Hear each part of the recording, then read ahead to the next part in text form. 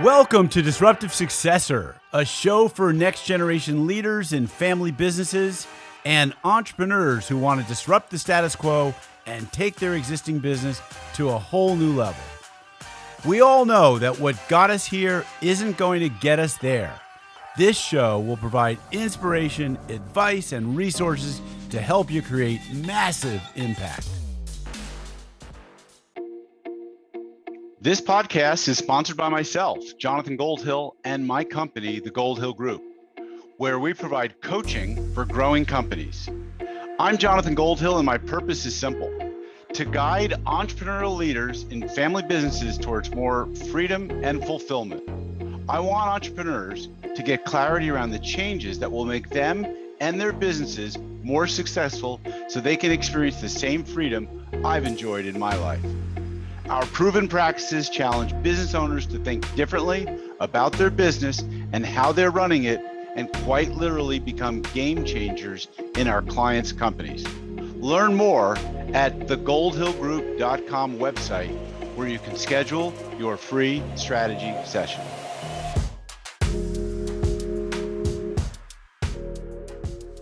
Hi, it's Jonathan Goldhill, and welcome back to another episode of the Disruptive Successor Show.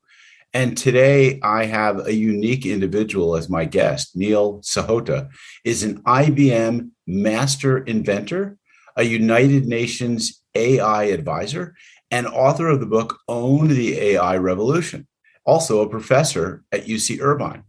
So today we're going to be talking a lot about innovation, which is so important to family businesses, which is how do you innovate without destroying the business, destroying the baby. So Neil has a really unique experience. He partners with entrepreneurs to define their products, establish their target markets, and structure their companies. He's a member of several investor groups like the Tech Coast Angels. He advises venture capital funds and helped create the UN's Innovation Factory, which is a global program for impact entrepreneurs. Neil, you've got an amazing career. Maybe you want to give the audience a little bit of background about it so people understand the context of where you're coming from. Sure. Happy to help, Jonathan. I've always been that, ever since I was a little kid, the guy that always wonders, like, how does this work? And more importantly, why do we actually do it this way? So why can we do it differently? Yeah. That really led me down actually a career into management consulting, where I work with global Fortune 500 companies. So, I help figure out things like the Disney acquisition of Marvel Comics. Wow. Took Starbucks back to China, except successfully. Wow. But that's always kind of things. And it even took me down the path of AI and being part of the original IBM Watson team. So I've always been kind of figuring out what's the next big disruption. Pretty impressive. We were arguing last night over dinner, like, how many line judges are there in tennis now that Watson has taken over sort of the lines? So AI is a really interesting concept. And I understand it a little bit as an investor, someone who invests in a lot of cutting edge companies. I'm pretty tech heavy, always have been in my investments. Where I've struggled and my clients don't seem to be leaders is how do we innovate in our companies? Most people's equity, most families' equity is tied up in their business. And so innovation is maybe like a scary word or a concept. So is there a way to think around innovation that differentiate? I mean, is innovation kind of like leadership and like salespersonship? It's like it's a skill you can learn and develop. 100%. And I think that's what surprises people, that you can actually learn to be innovative. I know for a lot of people, it's hard because we're used to things being a certain way or doing something a certain way, and it works. And nothing's really broken per se. Mm-hmm. So it's like we never really think about changing it as a result. I always like to use the example of when you drive home from work, do you always use the same route? Right. Of course, it works another way. And it's like, well, sometimes you don't take the time to explore. Sometimes you may not find a better way, or you may not find something new, right? Maybe there's something on the way that could use store, restaurant, whatever. You never take the chance to explore. And I think that's the challenge a lot of people have is you're not really born as a great innovator. You can actually learn to be a great innovator, and learn to be a great creative thinker. You just never instill the mindset or teach people kind of the tools on how to do that. So I think of this concept as a little bit like comparing the words efficiency and effectiveness. So you use the example of driving home different routes, and like that's about efficiency. That's about doing things right. So maybe how can we do them faster? But that doesn't lead to like breakthrough thinking. I think you have to look at the whole concept itself and question, for instance, do I need to get from point A to point B? Is there a different way of doing it? I mean, like before Zoom, you might have thought of like astral teleprojection or teleporting, but today you have Zoom and you say, why do I need to fly across the country or even drive, from LA to Orange County, which is a long, 2-hour trip, when we can be on a meeting like this? I mean, I think you have to think about how to break the pattern altogether and focus on effectiveness, which is doing things right, or doing the right thing. Sorry. I mean, so how do you foster innovative thinking in products? Do you have any examples? Yeah. So this really starts with going away from the mindset of I'm trying to find a way to make it faster, cheaper, or less errors, right? The automation side, which is we're always looking for, the efficiency. To be innovative, we actually have to step back and say, is there a different way of doing this? Can I actually go out of the forest and say, is there a whole different approach to actually do this? And a great example of this is actually with 3 lawyers. Sorry if people don't love lawyers, but there were 3 lawyers and I had lunch with them. One of them was an alumnus from UC Irvine. We're just kind of chatting. And at the end, they were kind of talking about AI. And they were like, what's really going on with AI? Is this real? And we're talking about some of the stuff actually happening in the legal industry with people using AI legal tools for research, managing case rules, the admin, the efficiency stuff. And they're like, okay, so got it. I mean, it doesn't seem that special. I'm like, well, that's the problem. We're so used to automation that everyone's thinking about like AI in terms of automation. No one's driving innovation. Very few companies are actually doing that. They're like, well, what are you talking about? So I'm like, let's explore it. Like, what's one of the biggest pain points you guys have right now? And they're like, well, there's a lot of admin work. Like someone files a complaint against your client. You have to respond to the complaint, generate deposition questions. You have to do all these things. And I'm like, great, AI can help you do that stuff. What are you talking about? And it actually took them down this path. And they went from thinking like, we'll build this tool for our own firm to we can actually turn every firm into our customer. And one of their customers actually is Walmart. And Walmart, ironically, loved the tool, uses it. And they had this case where a guy, ironically was a dentist, bought a chicken, bit into the gizzard, chipped his tooth on a stone. So he sued Walmart for damages.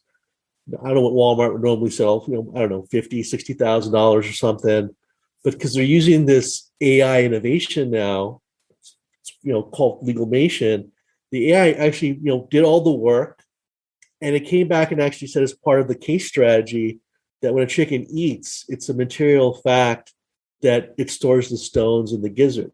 So the fact that the plaintiff bought the whole chicken, tried to eat the gizzard, should have been aware of the risk. That argument won Walmart the case. They paid nothing. Wow. Right. And they're just like, and we looked at, there's nothing about chickens or stones and teaching the AI. And right. I talked to some big managing partners, these big law firms, and like, would your guys have figured that out? And they're like, not unless they were chicken farmers. Exactly. Right. Yeah. So that's pretty interesting. Hey, so let's just go back and forth a little bit here and give examples of where AI is being experienced in everyday life. Because I think a lot of us think of it as a foreign concept. And so while you're thinking about a few, I'm going to start with something that I think is very obvious to me because I'm a shopper on Amazon.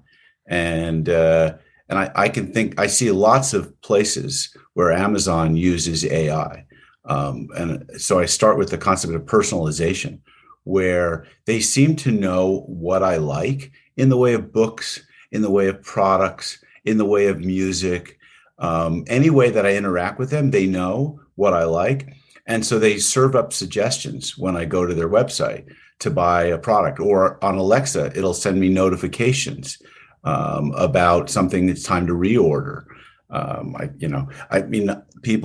I know some people don't like Google. They don't like Google following them, but Google knows where I've been, asks me if I'd like to leave a review for a restaurant or a business, or, I love that they take my photos that I took over years and put them together. They group photos by dogs, by sunrises, by location. I mean, I think that's pretty interesting. Where are you seeing AI that people see it every day, and that it's maybe making their lives better, or maybe some people think it's worse? It's literally everywhere. If you're wondering, if you're on social media, like which TikTok videos you're getting served or what Instagram posts are being pushed to you, that's actually all AI. It's actually has this capability around psychology. We call it psychographics, that through your own actions, it understands who you are and has deciphered your personality traits, your hobbies, your interests. It uses that to try and figure out which of these posts, especially from non-connections, would probably interest you the most. So we experience that every day. If you're a wine fan, Jonathan, a lot of vineyards are now using AI technology, not just to try and figure out what's the right wine to pair for you, but actually like using AI robots out in the vineyards. And they can actually look at the grapes and say, okay, this one's ready to be picked. This one's not ready to be picked. If we give it another 6 days, it'll be better. So I'll tag this in my mind and come back. And so that's the extent we're actually seeing AI in wine even. Wow. Yeah, I saw it also in early on in the landscape industry when I first got involved in the landscape industry by writing a marketing plan for the release of a controller system. And a controller is basically the clock that turns on and off your sprinkler systems. But this one, it could know what was going on in the microclimate at your building or your house or your property. It would detect flow leaks, or and be able to alert you in those things. And like that was pretty amazing. And you could control the clock or controller remotely through your cell phone, through an app. Pretty amazing. And this is the power, right? I think a lot of people think, okay, there's some amazing tools and capabilities here, but I'm not Elon Musk or Jeff Bezos, right? What does this really mean for me? I have to wait for someone to figure out the tool, right, that I can use for my business. And the honest truth is, that's actually not the way successful AI solutions come about. They come about from people like the 3 lawyers that knew a pain point, right, and try to solve it. It's not understand all of these capabilities, but it's about shifting the mindset here. Because there are a lot of smart technologists. They don't know the problems of a lawyer or a marketer or a doctor or a financial analyst. That's why we actually each have the power to be innovators. We just haven't learned to tap into that. But I think through like your book and stuff that I've done and other people have done, we can actually turn everyone into a disruptor. Wow. So can we train even managers at companies to think disruptively without, I know we as coaches recommend an exercise. One is the SWOT analysis, where you ask the managers what are our strengths and weaknesses, what are the opportunities and threats, and then we try and do some business planning or visioning around it. And we also have a start, stop, keep, or continue exercise where we're asking them things like, what should we start doing? What should we stop doing? And so are we seeing innovation at the management level in small and medium-sized enterprises? Yeah, we are, and we can. I use something called Tuckbow. It's a process model I created through my own work. And Tuckbow really stands for think different, understand different, create different, be different, own different. Soup to nuts. from ideation to market validation to how to actually build, design, launch, and build the infrastructure and buy-in. It's something that's been, I've actually been able to teach to people, and actually they've been actually be able to repeat it on their own. Is it something that they do sequentially, or is it something that you're doing all those think, understand, be? Are you doing them all simultaneously? How does it work? The be and own happen at the same time. The others come before, right? You have the idea, the validation. But like I was talking about, like Legalmation, that's exactly the framework I was able to teach them. They were actually able to employ. I mean, no offense to lawyers out there, they're very linear thinkers. Yes. They're not known for innovation, but they were actually able to learn this and apply it. Well, it's the same way I was able to take like Starbucks to China, but I was able to teach not just their executives, but their first line managers. And this actually led them to coming up with some ideas on how to actually improve their loyalty program. And so I think what shocks a lot of people is that they think you're kind of born this great creative thinker. Right. Not at all. Everyone has the power to actually do it. We just never teach that to people. Yeah, well, I think it's a difficult thing to teach. It seems like it starts with maybe just some creativity workshops. I mean, decades ago, there was a book called Drawing on the Right Side of the Brain, and it was trying to get people to think about being not just a left brain thinker, but being a right brain, holistic thinker. I mean, is that where it starts? Like being just trying to do things creatively? Yeah, it's tapping the creative side, but it's also kind of shifting the mindset. Like, let's be honest, most people, we hate change, right? Yep, exactly. And so someone throws out an idea, our first reaction is to figure out why it won't work. Well, you can't do this, or we've never done that. You want to unlock innovation, you have to shift that and say, rather than why won't this work, start thinking like, well, how would I make this work? Even if it was a crazy idea, you go down this path, right? Because then it puts you in this mindset. You start exploring, and maybe you don't figure out a way to make it work, and that's okay. You tried. But if you're going with a mindset, okay, how would I try and make this work? You're actually then trying to figure out the path. And then you're going to say, okay, wait, there's a way to do this. Is this viable? Is it value added, right? It starts taking you down this different chain of events that normally happens. Interesting. I work, Neil, with a lot of family-owned businesses. A lot of them are in the construction space. They're doing roofing, they're doing landscaping, and many of them see the business as what it is. It's something that doesn't involve much artificial intelligence. There is something you talk about artistic intelligence in your or your backdrop there. AI for good, artistic intelligence. I think there are people who are landscapers, roofers, contractors in general, who see the world through a slightly different lens. And, they can look at a piece of property and in their mind's eye, they can envision what would be a very beautiful landscape. I think that's artistic intelligence, but it's probably not artificial intelligence. It's natural intelligence. Any thoughts for these contractors on how they can have more of a innovative mindset, disruptive thinking mindset? I think it really starts with understanding your customer and understanding that there's something different you can do. There's a real example where a friend of a friend, owned a nice restaurant bar type of place, and at the time he was struggling to get younger people in. He wanted to get like more college people, more working professionals. And, you try promotions, you try all the normal things, and it didn't really take much effect. And, I was chatting with him. And so actually, again, talk about the think different, kind of reoriented and said, rather than do all these things to try to target these different segments, you want this one segment. What are those people doing, right? If they're not coming to your restaurant, what are they actually doing?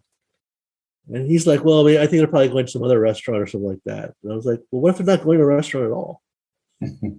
And so we actually started exploring this, and we started looking at their hobbies and their interests. And at the time, Pokemon Go was really a big craze. And what we found out was that this core segment he's trying to get are playing this game constantly. Well, we learned that you could actually buy these Pokemon monsters, especially the rare ones, and put them inside the restaurant. So now you have all these people who are playing this game that if they want these creatures actually have to come inside, sit down, order food, right? And they could fight, get the monster, or whatever. Well, that turned out to be wildly successful for him. Get the people in the door, they provide great service, great quality of food, they got people to start coming back, right? He's like, wow, I never would have dreamed that I could use a video game to drive my business.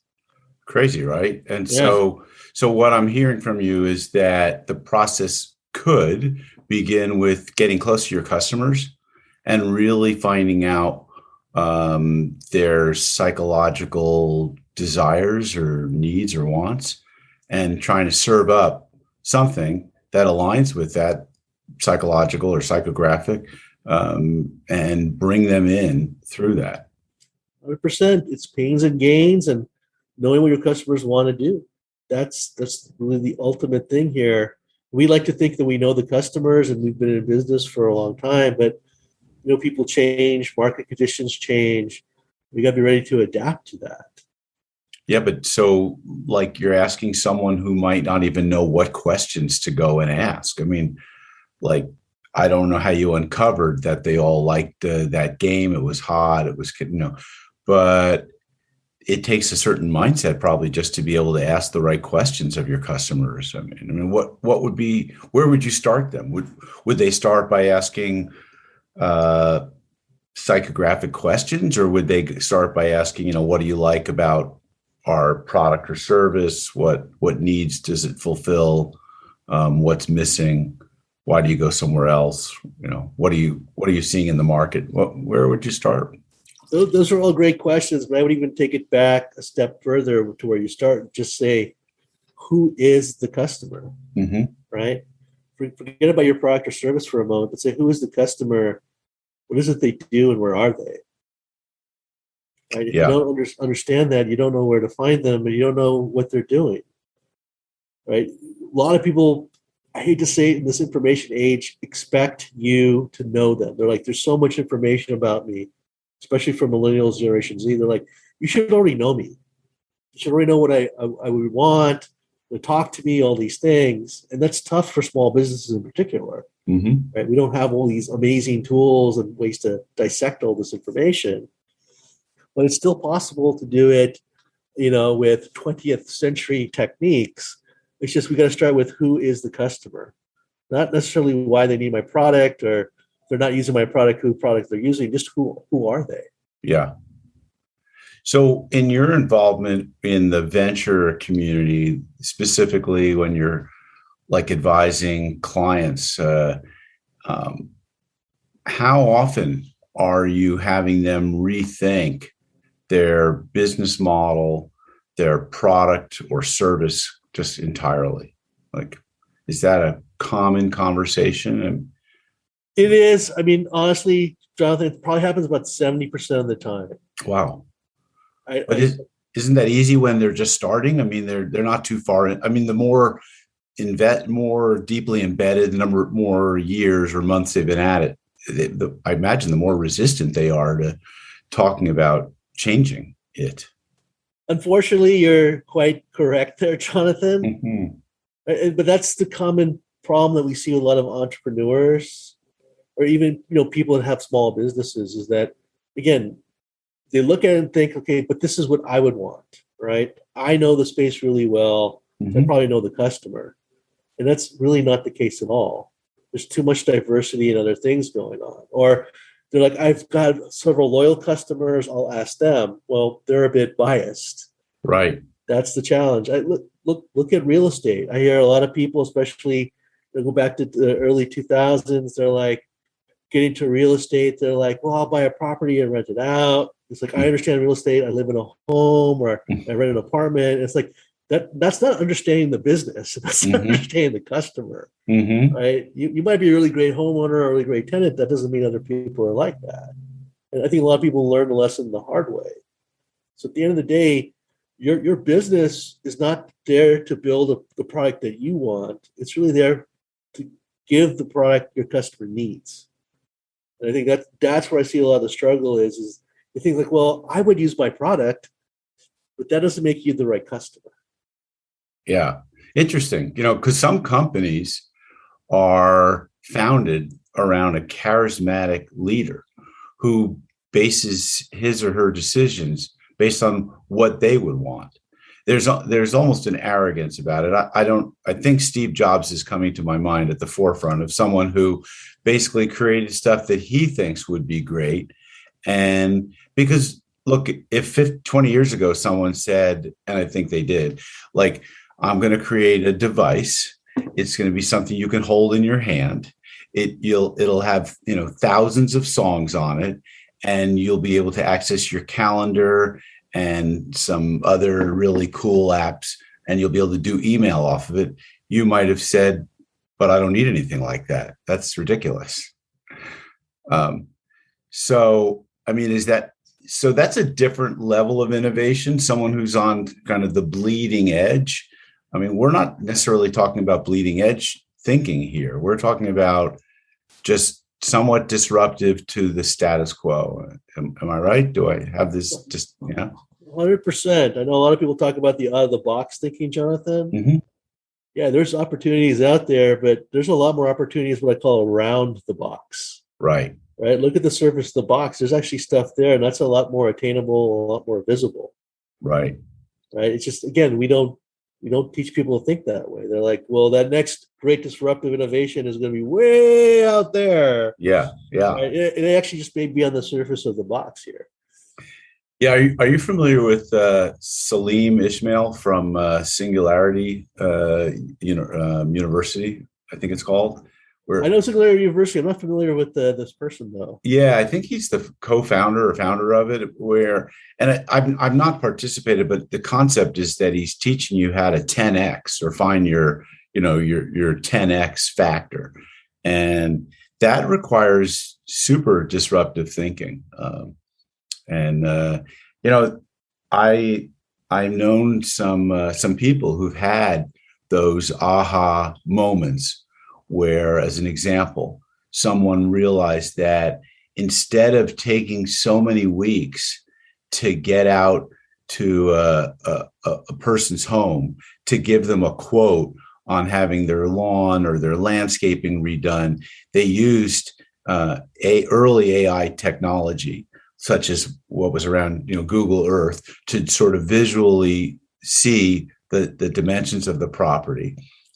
They can use computer-aided design to basically pop in what landscaping might look like once it's completed. And they could quote over the phone literally minutes after the inquiry came in instead of weeks.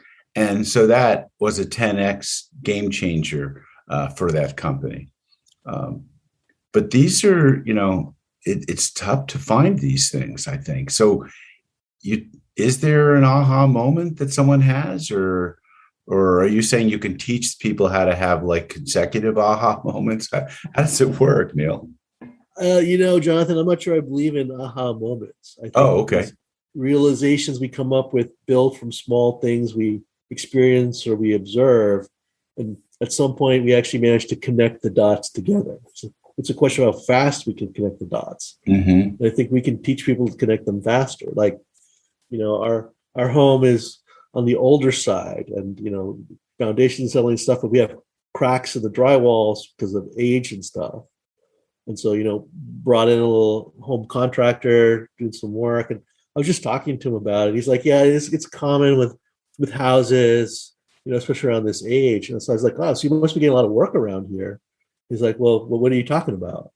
I'm like, well, all the homes in this tracker were built at the same time. Right. You can conceive like, I thought about that. Yeah, I didn't think about that. So I was like, oh, you're Have you considered reaching out to some of the people around here, maybe doing some targeted advertising? He's like, that's actually a really good idea.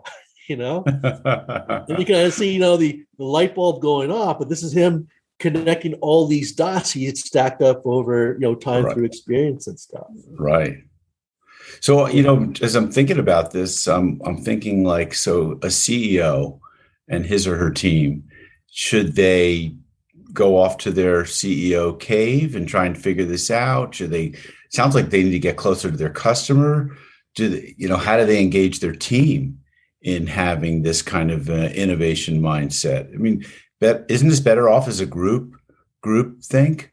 Or group exercise? Group think might boil it down to something that they think is too practical.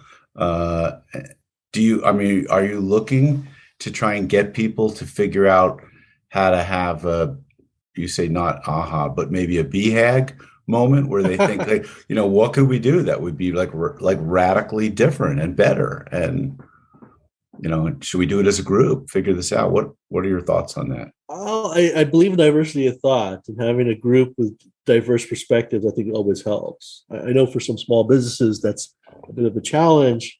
It doesn't mean you can't do it by yourself, but if you have the opportunity, tap into that. And if you're worried about groupthink and not, thinking a little more towards the edge of the box there, I like to use something called the 10th person rule, which means that, if 9 people come to the same conclusion, the 10th person has to come up with something completely different. Okay. That forces creativity, and it forces different thinking. Yeah. Yeah. I used to use an exercise back in the 90s with clients where we would have them identify their competitors and identify the 9 things that the competitors do that's the same as everyone else in the industry. And then think about what's your 10th thing. What the 10th thing being, something that might tip the scale, push a wedge between you and all your competitors and separate them. Now, that's not AI. It's not, but it was using competitive thinking and analysis. I think what's really interesting to me is like, so how do you dominate a market? And yet, clearly you dominate a market if you have a product that's completely different and it's a game changer. But that's the simple way of looking at it. But there's other ways to compete, right, Jonathan? You can look and say, well, maybe my product is really more the it factor. It carries a certain premium quality to it or a certain status to it. Right? There's lots of ways to skin the cat, to be cliche. It's just finding what connects again with your customers. Who are they and what do they care about?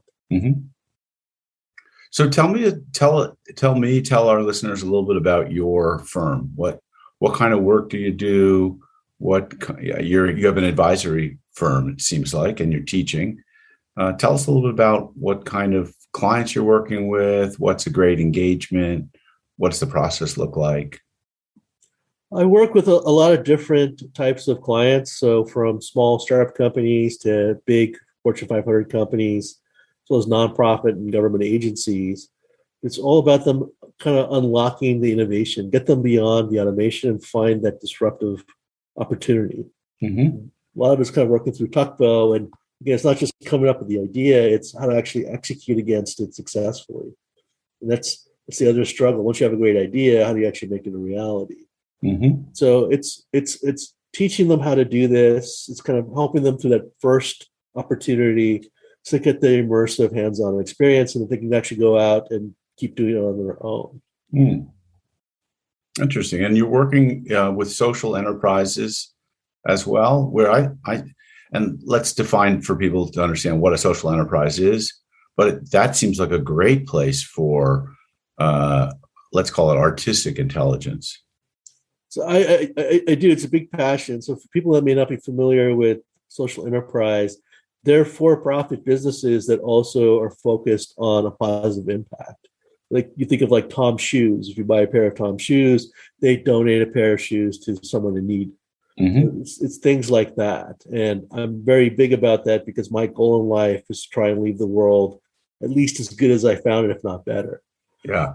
I like that. Yeah. And social enterprise, again, it's a different type of mindset, right? We're used to for-profit or nonprofit. Right. We don't think about, can you do both? That was an interesting disruption in the corporate model when it first happened. Yeah, well, and I know many years ago, and it seems like you're involved in incubators as well. So back in the 90s, I was involved in researching the establishment of some incubators, and I was involved in running an incubator, basically. But I think that's a very interesting concept. Incubators are basically places where small startup businesses would go and would get shared services, really discounted rent, access to experts like yourself and myself, access to maybe capital through their network. So, and other shared services that would reduce their operating expenses. I think of like a great social enterprise in the Los Angeles area, maybe one of the largest, is Homeboy Industries. Homeboy is based in the hood. I think it's either Compton or Watts, South Central Los Angeles. And they've got a bakery. They're producing just really cool baked goods. And the people that are working there, I think a lot of them are ex-cons that basically were in the prison system and couldn't get jobs. And so they were put into this enterprise. And so I'm not sure if it's run as a nonprofit or as a for-profit. I think it's a nonprofit, but with a goal of making money, but it's basically set up as a training ground for people to get reintegrated into the workforce, get jobs, teach other people how to do jobs. And boy, if that isn't some disruptive thinking about, getting people back into the workforce, I don't know what is. Pretty powerful. 100%, but that's again thinking differently. That's the mantra here. There's so many opportunities like this. There's an organization called Dana that they wanted to help upskill underserved communities so they could get ready for the STEM jobs, the jobs of tomorrow. And they're trying to figure out how to do this and how to build a partnership with people that are experienced so they can work side by side when you get projects. Mm-hmm. Again, we were talking through this and came up with a great idea that, well, if you need projects, could you help nonprofits, right? Help do something for a nonprofit where they get these teams of volunteers, experienced, unexperienced, and you get someone to sponsor the project. That's worked out really well. I think they've been doing this for about 3 years, and there are over 50 projects.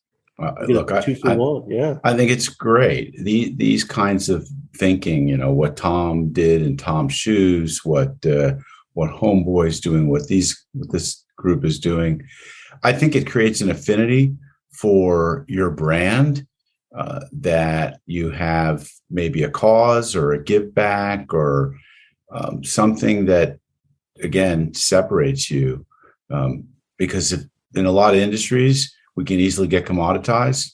And, 9 out of 10 things we do is the same as everyone else. We got to find that 10th thing. And if you focus on the 10th thing, then suddenly maybe it's 11, 12, 13, 14, 15. There's a half a dozen things that you do differently. And your brand now experiences some real lift because your experience is different in the marketplace, not just the same. 100%. And you get the added bonus that young millennials of Generation Z are very values aligned. Yep. So we talked about who is your customer. They care about these types of things. They'll actually pay a premium to use your product or service for that very reason. And if you want to get the top talent, that's what they look at. I don't look for a company that believes like I do. Do you think that as we start to wrap up here, I'm wondering whether the Fortune 500, let's just call them the large corporations, are they paying more homage, getting more involved in disruptive thinking, or is do we leave it to the small business, or is it just in the hands of like the entrepreneurs who are venture backed and trying to be real disruptive, or is it just across the board everywhere? Well, it's across the board, but it's skewed. It's skewed more towards the small business and the entrepreneurs. Mm-hmm. I hate to say it that the big businesses, while they want to be, they're not as willing to take the risks and put the investment into it. Again, They got something that works. They're used to it. They make money. They're afraid of rattling things up. The problem, though, is, my buddy Peter DeMonte said it really well. If you're not trying to Uber yourself, you're going to get Kodak. If you're not trying to figure out a way to disrupt your own business, someone will disrupt you. Yeah. Look at, I love Netflix as an example. Blockbuster had an opportunity to buy Netflix for like a really cheap price. And they thought, streaming, no one's going to want streaming. Well, boy, they were on the wrong side of that decision. And so, very interesting. Neil Sahota. So people can get a hold of you through, what's the best way to reach you? Is it through LinkedIn, through your website, email? Yeah, you can follow me on LinkedIn or Twitter. I do share and post often. I do post a lot of my current work on my website. So if you're always wondering what I'm up to, you can look up me there, as well as contact me through my website. I love to hear from people. And if you get inspired to think differently and come up with something disruptive from Jonathan's show, drop us a line and we'd love to hear about it. Great. So Disruptive Successors, you heard it here first. Contact Neil Sahota with, and it's your email is Neil at ACKI USA Advisory. ACKI. Is that right? It is, but keep it simple for everybody. There's a simple contact form on my website. So fantastic. Much easier way to do it. And we'll have your contact information in the show notes. Neil, thanks so much for being on the show today. And to everyone out there, thanks for listening. If you like this, share this, start thinking disruptively, and innovate. Thanks for joining us on the show today, Neil. My pleasure. This podcast is sponsored by myself, Jonathan Goldhill, and my company, the Goldhill Group, where we provide coaching for growing companies.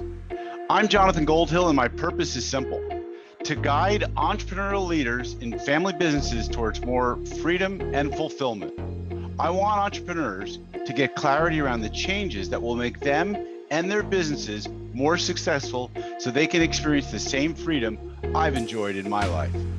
Our proven practices challenge business owners to think differently about their business and how they're running it, and quite literally become game changers in our clients' companies. Learn more at thegoldhillgroup.com website, where you can schedule your free strategy session.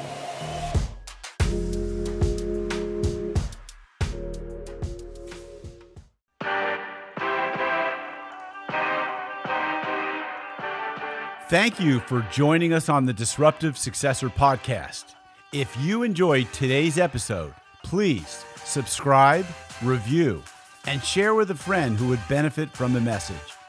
If you're interested in picking up a copy of my book, Disruptive Successor, go to DisruptiveSuccessor.com.